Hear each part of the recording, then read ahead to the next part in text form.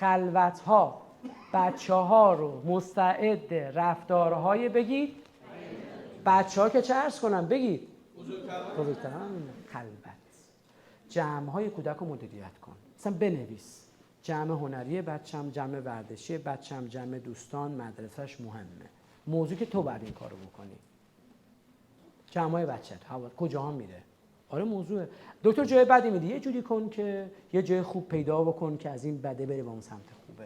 اگر به بچه نمیگید قاعده، یه اصل، یه قانون آره براش بچین که میخوای نه بگی. آره جذاب. این نه چی آره؟ دکتر درگیر بازی مجازی شده، میگن پس چی داره این ور که درگیر نشه؟ بازی باید بکنه بچت دیگه. بازی حقیقی و جذاب نداره که درگیر اون شده. عزیز من براش ایجاد کن. بازی کنه، بره ورزش کنه، آره کنارش همون بازی مجازی معتدل میشه، نه اینکه با هم بازی کنه رسانه است. پس قاعده چی؟ اگر این نه بگو چی آره. واقعا مهمه، همه جا این جواب میده، اصل قانونه.